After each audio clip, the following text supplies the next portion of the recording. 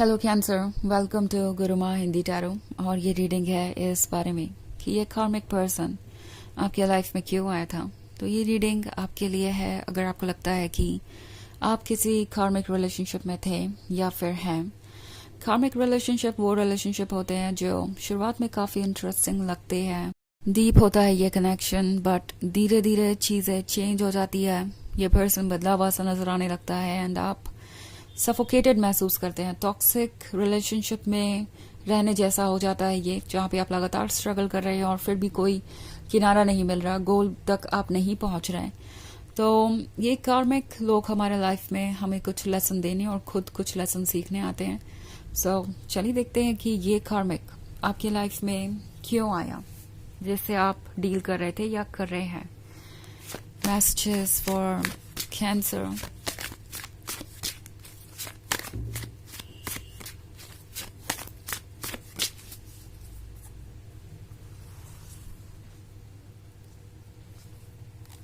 Fortune's Wheel, the Empress,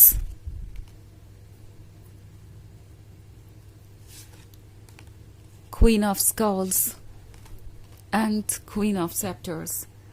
Okay, so Ace of Grails का card है। लगता है कैंसर ये पर्सन काफ़ी इंटरेस्टिंग था जब बात आती है रोमांस की। आपको ऐसा लगा जैसे कि इमोशनली ये पर्सन आपसे बहुत कनेक्टेड है। इनकी बातें, इनका खुद को जाहिर करने का तरीका आपको बहुत स्पेशल फील करवाता था और आप इनसे बहुत क्लोजली कनेक्टेड महसूस करते थे। आपकी इमोशनल नीड्स को इस पर्सन ने ऐसे फुलफिल किया जैसे कि वो आपके लिए ही बने हो। आपको ऐसा लगा ही नहीं कि इससे पहले कोई आपके इतना क्लोज आ पाया या इसके बाद आपके कोई इतना क्लोज आ सकता है। सो यहाँ पे एक बहुत इंटरेस्टिंग जर्नी देख रही हूँ मैं।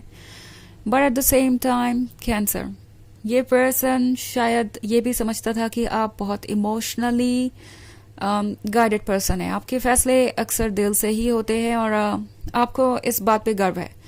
ये पर्सन जानता था कि आप चाहते हैं कि आपको ऐसा लवर मिले जिसके साथ लाइफ इंटरेस्टिंग हो, जिसके साथ लाइफ एक लव स्टोरी की तरह हो।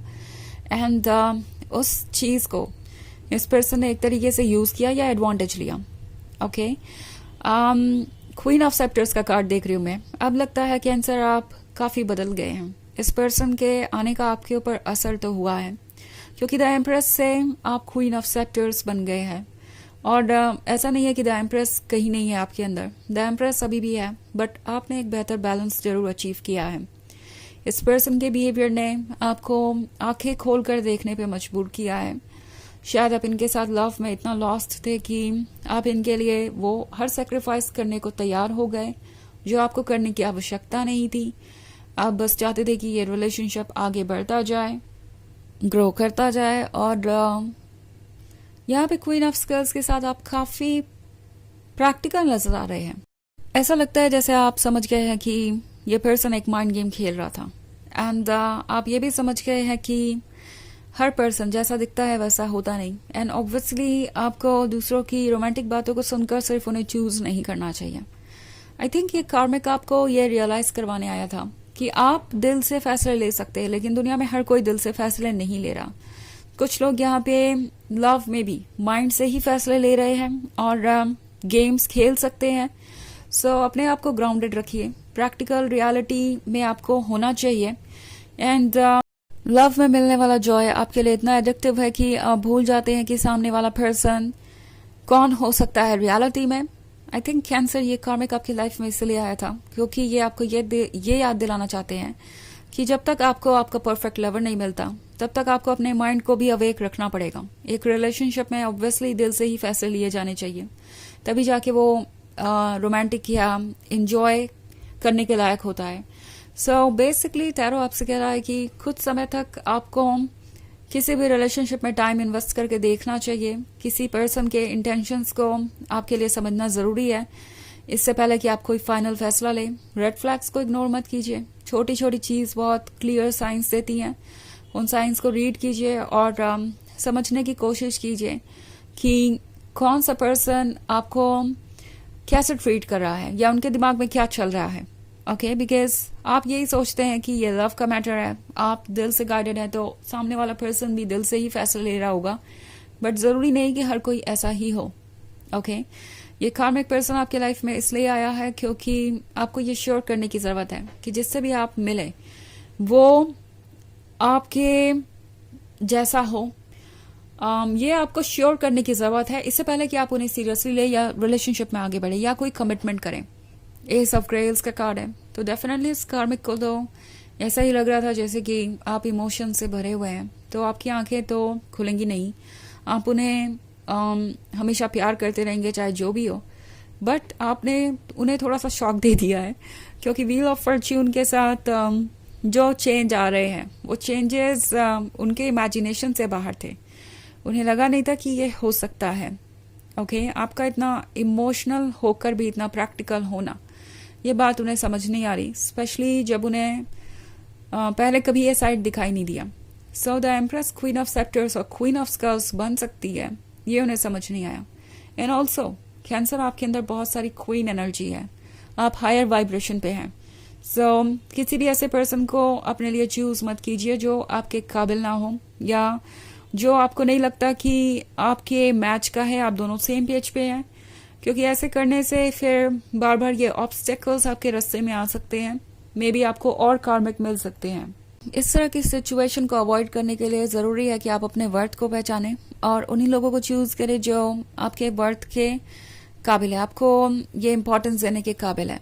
सो चलिए आगे बढ़ते हैं और देखते हैं और क्या मैसेजेस है आपके लिए। हालांकि ये एक जनरल रीडिंग है तो ये सबसे रेजोनेट नहीं होगी, एनर्जी रिवर्स हो सकती है अगर आप क्रॉस वॉचर हैं। इसके अलावा अगर आप पिछले वीक की रीडिंग देखना चाहें या ईयरली रीडिंग देखना चाहें 2025 की, तो उसका लिंक आपको डिस्क्रिप्शन बॉक्स में मिल जाएगा हमेशा की तरह।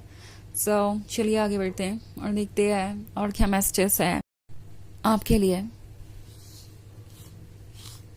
मैसेजेस फॉर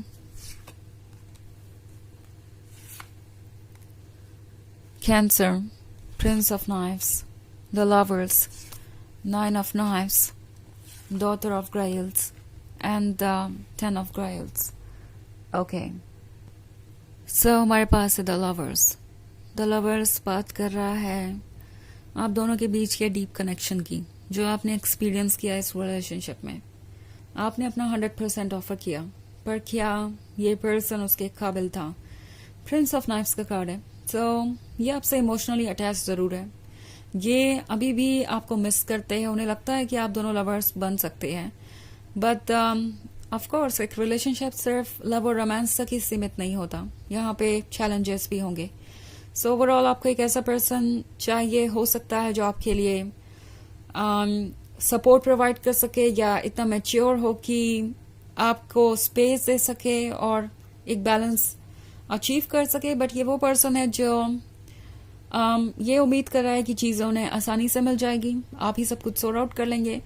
तो ये प्रिंस ऑफ नाइफ्स काफ़ी परेशान लग रहा है और ऐसा लगता है कि इन्होंने आपको भी काफ़ी परेशान कर दिया था अपने बिहेवियर से। आपको ऐसा लग रहा था कि पता नहीं ये रिलेशनशिप आपने क्यों चूज़ किया और क्या आपके मन में आया था जब ये आपसे मिले थे कि आपने उन्हें मौका दिया। नाइन ऑफ नाइफ्स आपसे कह रहा है कि ये जो अकेलापन है जो आप महसूस कर रहे हैं इस रिलेशनशिप के ओवर होने के बाद या इस रिलेशनशिप में रहते रहते, ये कुछ मैसेजेस दे रहा है। 10 ऑफ ग्रेल्स एक तरीके के एडिक्शन को दर्शाता है। सो रोमांटिकली ये रिलेशनशिप काफ़ी इंटरेस्टिंग हो सकता है, सारी चीज़ें परफेक्ट हो सकती हैं, बट ग्राउंड रियलिटी को देखना ज़रूरी है, बिकॉज ये पर्सन डॉटर ऑफ ग्रेल्स को पाना तो चाहता है, बट जो भी एफर्ट्स करने हैं वो नहीं करना चाहते। एक्सपेक्टेशंस आपसे ही रहेंगी और वो यही एक्सपेक्ट करेंगे कि आप बस उन्हें ऑफर करते जाएं, भले ही आपको वो कुछ ऑफर कर रहे हो या ना कर रहे हो। तो चलिए देखते हैं आपके लिए ऑरेकल मैसेज क्या है।